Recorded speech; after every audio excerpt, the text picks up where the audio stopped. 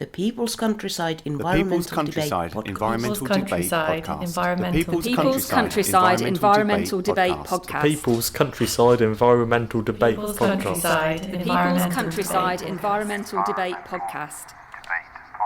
Can we disagree with civility? What do you think about someone having a target and announcing it all over social media, as opposed to coming off social media, focusing on the target, and then going back on social media to announce it? You're listening to this, if you're listening to the new release, it's the 8th of February 2026. We're actually recording this right at the beginning of January. And it's our first recording session just after the new year. And it's, I don't think it feels new at all. I'm Stuart, the Wild Man Rabbit. Who are you? I'm William Mankler. Thanks very much for being with us. We're the co-hosts. We are the co-hosts of this charade. It is 2026. Doesn't feel many different to 2025, I don't think, Stuart. Not really, not so far. And you listeners send in questions. We don't see them before we press record, and we try and answer them as best we can cold. No preparation. And hopefully that makes us relatable.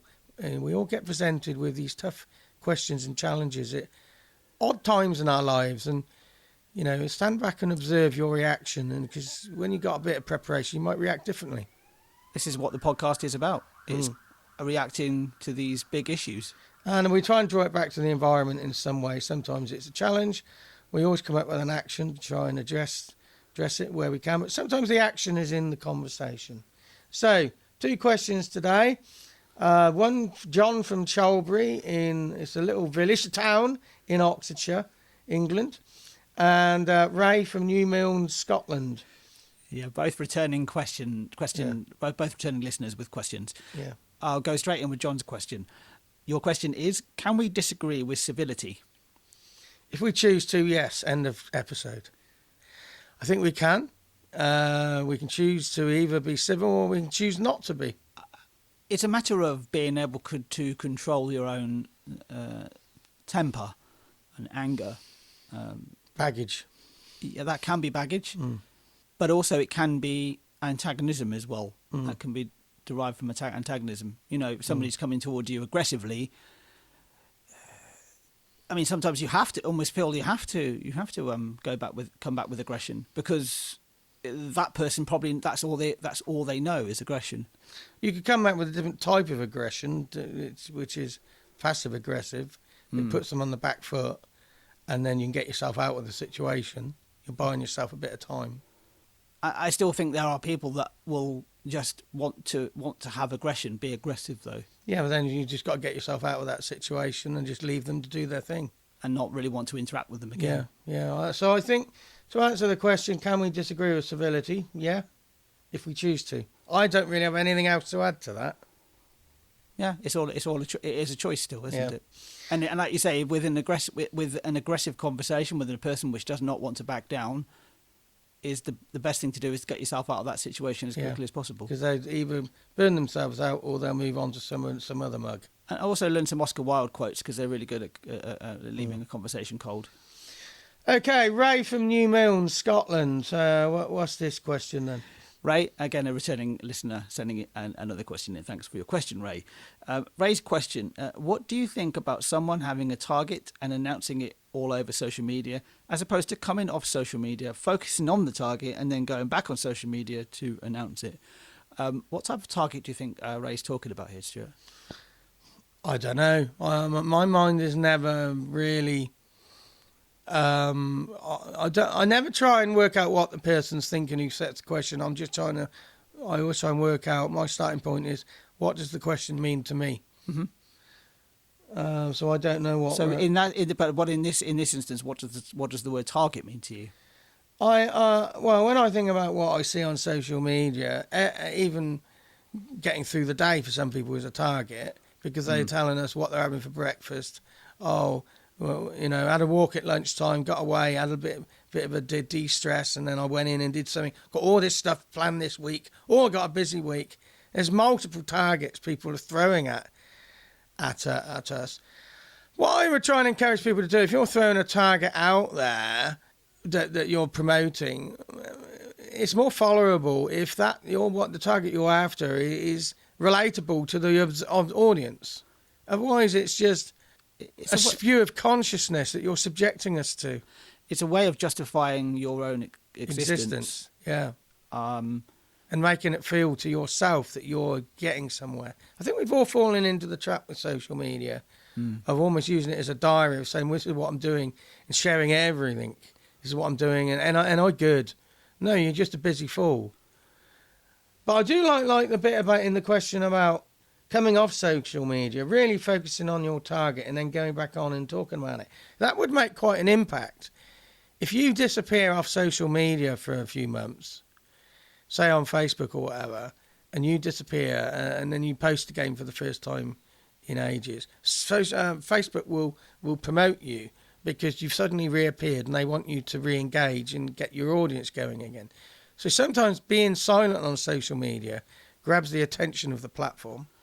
But I also like the idea of coming off social media, not telling anybody what you're planning, focusing on it, developing it, launching it, and then going back on social media, because that makes a hell of an impact because people don't know how you've got from place A to place B, and it grabs interest. Yeah, it's just so easy just to post everything on social media, post your entire life, and like I say, justify your own existence. I'm thinking with a target. In a way, for me, a target is synonymous with a project that you're working on. So if you're working on a particular project, it's very tempting to talk through the whole process of that project. And I find sometimes with social, when I've done it in the past myself, I seem to recall. I think we all have. Yeah, maybe. But what I'm going to describe is that, you can actually take you can take the wind out of your own sails. You can take your own energy, put energy into put it into social media posts, or what should I post and how should I post it, and completely lose track of the target that you're aiming for. Also, when you have a target as well, it's very tempting to think about it needs to be done as soon as possible, because this is a new fresh idea. You want this fresh idea. As soon as it's in your mind now, you want to work on it. That's impulsivity. It's too impulsive.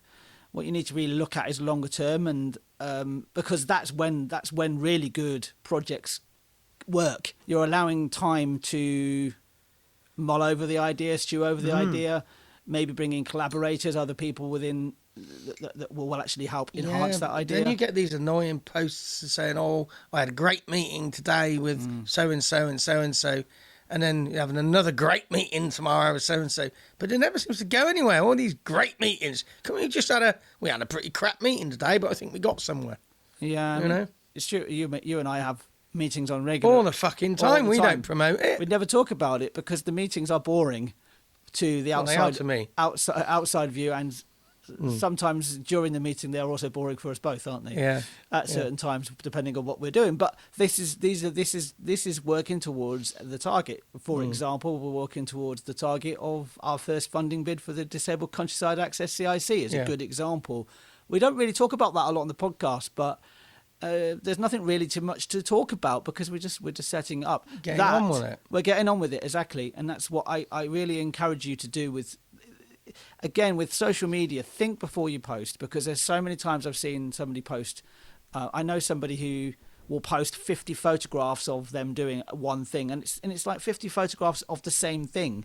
There's no variety. There's no interest at all. It's like sharing your holiday snaps in the 1970s, but nobody gave a shit, really, did they? No, well, yeah, you'd have the. Here's another position of my foot being in front of the swimming pool. Exactly, yeah, but it would be the slideshow party, wouldn't it? Yeah, Jesus Christ. I'm visualising targets, and so for example, if you got a target and you're talking about your target all over social media, you're taking your eye off the target because your target then is social media output. Imagine an archer, with a bow and arrow, and he's got this target in front of him, and he's trying to, or she, at the Olympics, just trying to hit this centre bullseye at the middle of the target. They're not going to pull out of the shot and then post about it or the stress they're under at that moment in time. So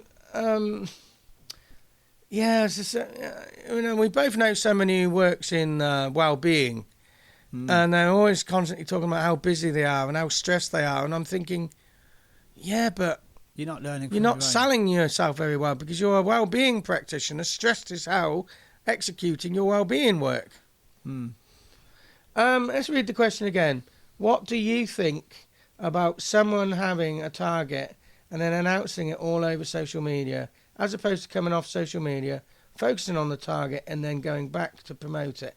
I think it allows you good focus just to focus on your target. You don't have to tell everybody about it. Justify it in your own mind. You don't have to justify it by other people saying, well done, you're working hard. And remember that there's a big impact by reappearing. So if you've got something new that to launch it unexpectedly, because that can grab interest.